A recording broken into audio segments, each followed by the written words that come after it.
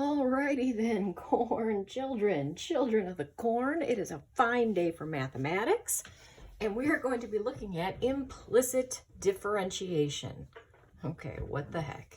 Well, it's all about whether the variables match. And you might be saying to yourself, what? The variables, they always match.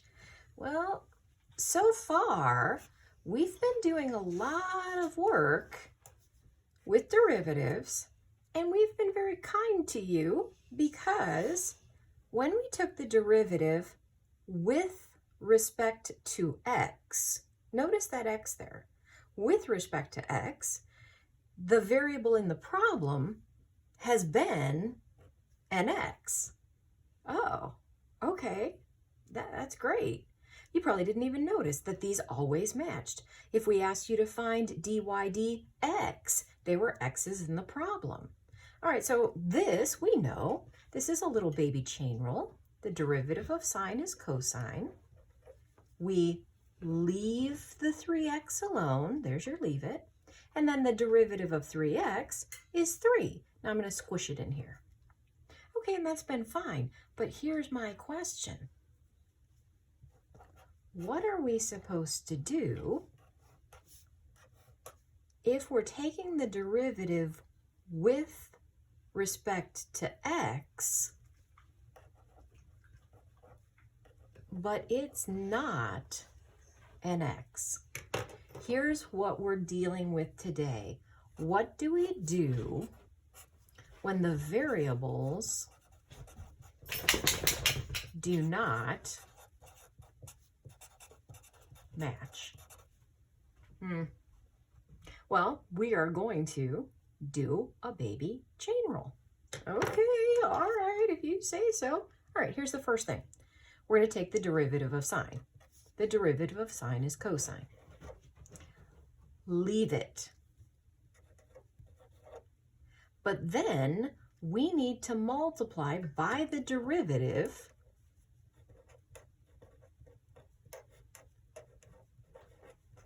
of the leave it. Now the 3 is a scalar. The 3 is a scalar. I can even do this. I can cross it out and I'll just slap it on the front. You just pull the scalar to the front. But what on earth is this? Well, this is the derivative with respect to x of a y. Don't we usually just write that dy dx? That's exactly what you write. Here's your answer. 3 times the cosine of 3y times the derivative of y with respect to x. We don't know what the y is, so we can't take its derivative, but if we did, we'd do the derivative with respect to the letter x. Okay, so that's a little confusing. I get that. Let me shortcut it for you. When it comes time to take the derivative of the y, and that didn't happen till way over here, when it takes time, when it becomes the time to take the derivative with respect to y, say that again. When it's time to take the derivative of y with respect to x, you slap on a dy dx. That's it. All right, let's do another example, maybe even a smaller example. Let's do a smaller example, shall we? Okay. Let's try this.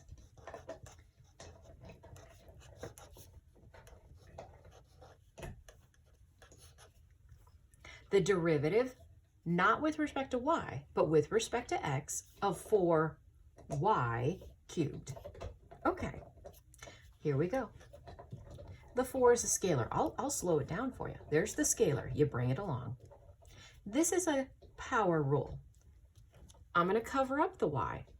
The power rule says that the 3 comes down and the exponent becomes a 2. There it is. What do we do here? We leave it. There's your leave it for the chain rule. And then we multiply by the derivative of that y. What's the derivative of the y? You write dy dx. So here's the thing, people. Here's the thing. Compare this. Compare. We know the rule here. The 4 is a scalar. The 3 comes down. The exponent drops to a 2. There's your x. When the letters match, you're done. It's 12x squared. When the letters do not match, you do the same process. It's 12y squared, but you must remember to multiply by dy dx. That has to be there. It has to. Okay. Note, some textbooks, some professors will not write dy dx. They will write y prime. You are welcome to do that. I'm going to caution you that writing y prime will sometimes cause you to miss it in a later part of the problem because it doesn't look clearly like a derivative. It's kind of like, just an exponent looking. If you're very, very careful and you recognize this is the derivative of y, you can use this notation, okay? All right, so just because it's going to make me lose sleep at night, this is 12y squared dy dx, where this is just 12x squared. The only difference is you have to multiply by the dy dx.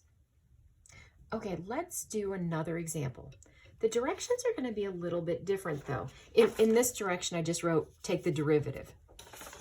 Here, the directions say find dy dx. Okay, let's take a look. Here's the problem.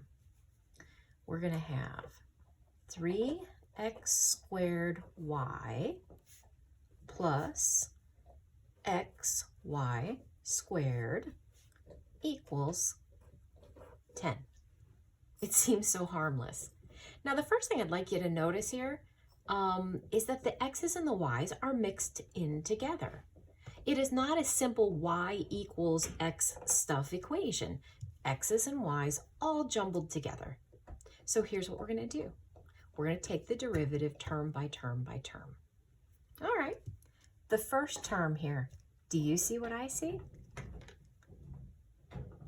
It's a product. Oh, I didn't leave much room to do this, but you can think of that like a product. So right here, we have to use a product rule. Yeah, we do. And you'll notice I've squunched the scalar in with the x squared just so that it comes along in the problem. All right, so here we go. Product rule. First, times the derivative of the second. Look at the directions with respect to x. This is declaring that x is our good variable and that ain't an x. So how do we take the derivative of y with respect to x? Well, if it was just a plain x, the derivative would be 1.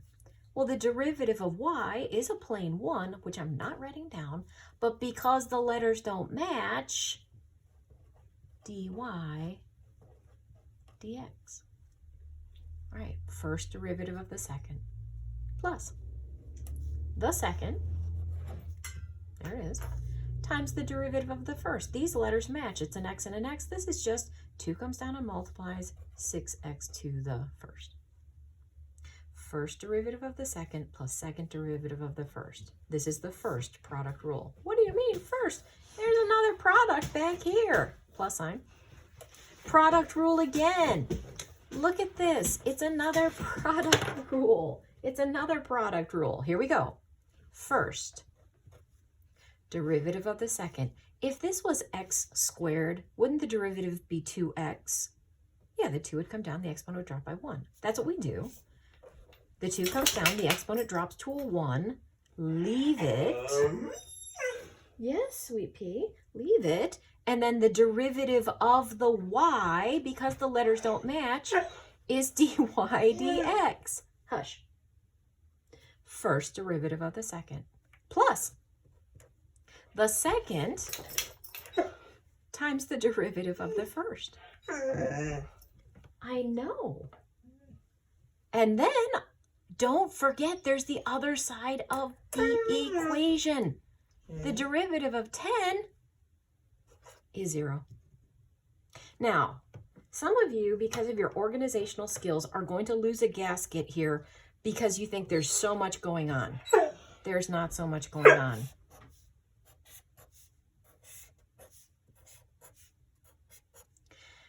These are separated by pluses. This is your first term, your second term, your third term, your fourth term, and then over here on the other side is the 0. Go play with Daddy. Go on. All right. Now, we have to find dy dx. It's not enough to go here it is, here it is. We need to solve for it. What? Here's all you do. These two terms have dy dx's. They get to stay on the left of the equation. These two terms do not have dy dx's. They must go to the other side of the equation. It's Algebra 1. It just looks very fancy. Okay, so I'm going to bring this term down on the left. I'm going to rearrange this so it's 2xy dy dx. It is positive. It will stay on the left.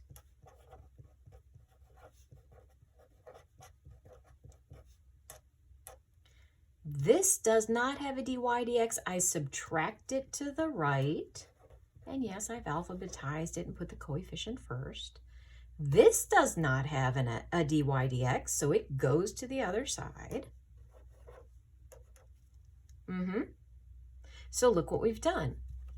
All have dy dx, other side no dy dx. Our goal is to solve for dy dx. Factor out the dy dx on the left. Yeah, greatest common factor. It's not actually the greatest common factor, but it's the factor we want. There's the right side again. Now over here on the left, 3x squared plus 2xy.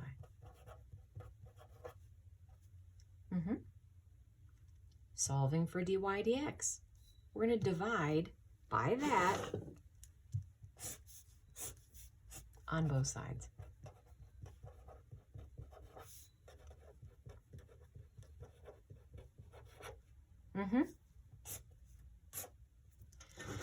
Dy dx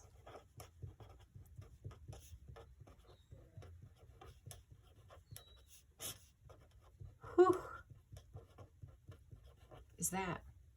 Now, if you wanted to, and I don't feel strongly about it at this point, you could factor a y from the top, you could factor the negative from the top, you could factor an x from the bottom, blah, blah, blah. But let's be clear what this is. This is the slope of the tangent line. Yeah. But we would need, look at the expression, both the x and the y coordinate of the point to evaluate this. Both the x and the y coordinate of the point. I know, right? So I didn't find a point on the line. But if we had a point on the curve, we could evaluate it by plugging in both the x and the y coordinate. That's your notation. It would be both the x and the y coordinate. Let me see if I can think of a point real fast. Nope, I can't. So if I had a point on the curve, which I don't, but if I did have a point on the curve, I could plug it in to this and get the slope at that point. All right? Whew. Yeah, we'll practice some more with that.